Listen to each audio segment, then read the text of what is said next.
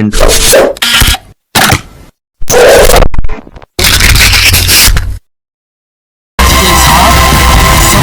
रतलाम में मुख्यमंत्री शिवराज सिंह चौहान ने रतलाम शहर के पास डौसी गांव स्थित प्रधानमंत्री आवास योजना के तहत 101 हितग्राहियों को उनके मकानों का मालिकाना हक करके उन्हें उनके घरों की चाबी सौंपी और एक गरीब परिवार के घर भोजन करके सभा को संबोधित कर उन्होंने पूर्व में कमलनाथ की कांग्रेस सरकार को जमकर कोसा। मुख्यमंत्री शिवराज सिंह ने अपने भाषण में कांग्रेस सरकार को गरीबों की सरकार न बता करके कहा कि जो भी हमारी भाजपा सरकार की योजनाएं थी गरीबों के हित में, उन्होंने सारी योजनाओं को निष्क्रिय करते हुए गरीबों के साथ अन्याय किया। साथ में शिवराज सिंह ने अपने उद्बोधन में कहा कि आने वाले 5 वर्षों में कोई भी गरीब अपने स्वयं के मकानों से वंचित नहीं रहेगा। हर गरीब वर्ग के लोगों को मकान दिया जाएगा और आयुष्मान कार्ड जो कि प्रधानमंत्री नरेंद्र मोदी के द्वारा हर गरीब तबके के लोगों को बना कर दिया जा रहा है, वे कार्ड भी हर गरीब को बना कर दिया जाएगा। और उन्होंने आगे कहा कि मेरे राज्य में कोई भी नशे का माफिया और न ही गुंडे बदमाश को पनपने नहीं दूंगा। जो भी गुंडा बदमाश आम नागरिकों को परेशान करेगा उसे तुरंत जेल जाना होगा। महिलाओं के स्व सहायता समूह के बारे में उन्होंने बताया कि आने वाले समय में स्कूलों में जो भी भोजन बनता है अब स्व सहायता समूह के द्वारा बनाया जाएगा और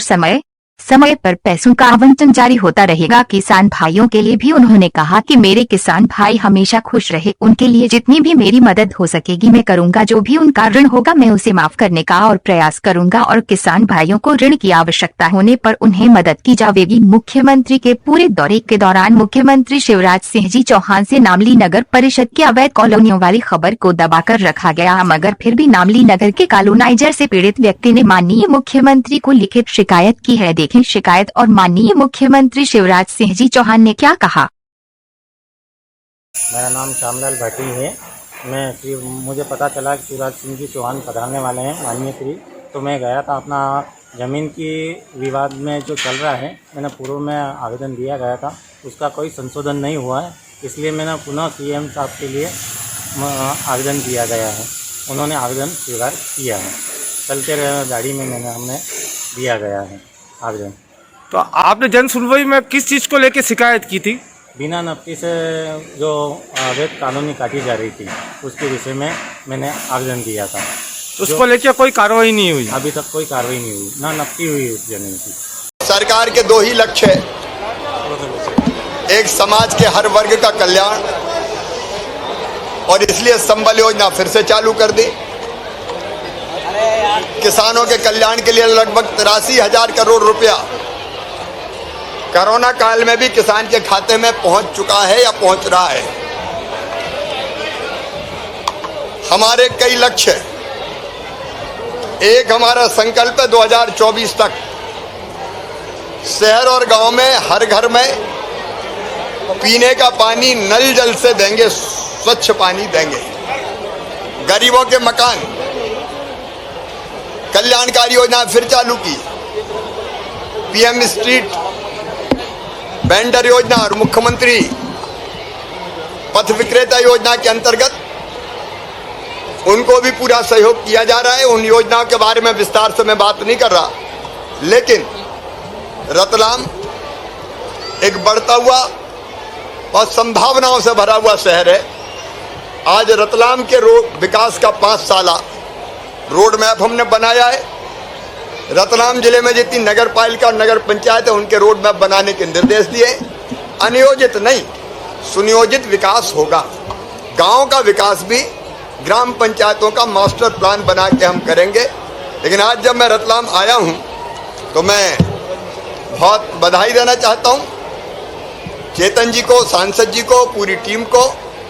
हमारे दोनों विधायक भाई राजेंद्र पांडे जी, दिलीप मकवाना जी भी विकास के कामों में लगातार रुचि ले रहे हैं, और जिला प्रशासन के साथ बैठ के जो रोड मैप बनाया है, जिसको हमने अंतिम रूप दिया है, सबसे पहले हमारी नज़र है निवेश पर।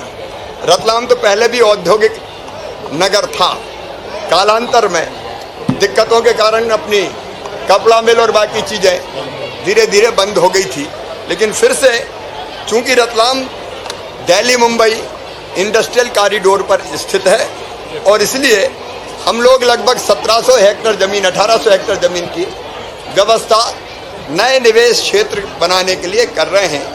लगभग 1700 से लेकर 1800 करोड़ रुपया उसमें लगेगा, लेकिन हम निवेश क्षेत्र बना के टेक्सटाइल सहित जितनी भी और इंडस्ट्री आ सकती है, यहाँ गोल्ड कॉम्प्लेक्स, यहाँ सेब वाला तो आपको पता ही है, पहले क्लस्टर बन गया। साड़ी के लिए भी वो हम प्रयास भी करेंगे और नया निवेश भी रतलाम में आए, इसकी कोशिश होगी।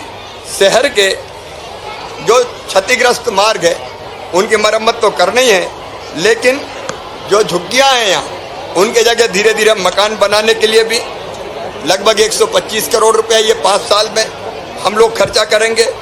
AHP मध्यम वर्गीय 3000 परिवारों के लिए PM आवास योजना के लिए अनुदान की व्यवस्था भी राज्य शासन करेगी। जून के अंत तक रतलाम के सीवेज का सिस्टम पूरा कंप्लीट हम कर लेंगे लगभग 115 करोड़ रुपए की लागत से, और जुलाई से प्रतिदिन पेयजल की आपूर्ति अभी एक दिन छोड़ के होती है रतलाम को हो जाए, इसलिए मुख्यमंत्री शहरी पेयजल योजना में उस समय हमने काम प्रारंभ किया था, बीच में वो ठप हो गया था, लेकिन अब तेजी से चल रहा है, उसको हम कर लेंगे। सिटी में 4 लेन और प्रमुख आंतरिक सड़कों के लिए लगभग 125 करोड़ रुपया, मिनी स्मार्ट सिटी के लिए 25 करोड़ रुपया हमने पहले ही दिया था, लेकिन बीच में दूसरी सरकार के कारण काम नहीं हुआ था, तो वो 25 करोड़ रुपया की फिर से योजना आपने बनाई है, उनका काम प्रारंभ किया जाएगा। अवैध कॉलोनियों को निर्मित करने के लिए नए नियम बनाने का हमने फैसला किया है ताकि उसमें कोई बाधा ना रहे। गोल्ड पार्क लगभग 150 करोड़ रुपए की लागत से बनाने की योजना बनाई है। जिला चिकित्सालय को भी 300 बेडेड बनाया जाएगा। यहाँ ऑडिटोरियम की जरूरत है, तो उसके निर्माण के लिए भी लगभग 1000 सीट के ऑडिटोरियम की व्यवस्था करेंगे। माणक सब्जी मार्केट और अन्य व्यावसायिक कॉम्प्लेक्स ठीक से यहाँ होने चाहिए, उसके लिए भी 150 करोड़ रुपए की योजना बनाई गई है। हमारी ऐतिहासिक अमृत सागर झील, इसके संरक्षण और सौंदर्यीकरण के लिए 22 करोड़ रुपए का प्रावधान कर रहे हैं। हाँ, स्वीकृत कर रहे हैं, वो प्रावधान कर रहे हैं। हनुमान ताल सहित 4 और जो पार्क है उनके सौंदर्यीकरण पर 4 करोड़ खर्चा होंगे। मास्टर प्लान के तहत 4 प्रमुख सड़कों के निर्माण पर 25 करोड़ खर्चा करेंगे। ट्रांसपोर्ट नगर बाहर बने ठीक से व्यवस्थित हो ट्रांसपोर्ट, इसके लिए लगभग 22 करोड़ रुपए की व्यवस्था करेंगे। तो संपूर्ण विकास रतलाम शहर का हो, इसमें हम कोई कसर नहीं छोड़ेंगे। मैं फिर बधाई देता हूं चेतन जी को, सांसद जी को, कि वो लगातार दत्तचित्त होकर सेवा के काम में लगे हुए हैं। हमने जो योजना उनने बंद की थी, संबल जैसी और बाकी किसानों की, वो सारी योजनाएं फिर से चालू करने का फैसला किया है, चालू कर भी दिए।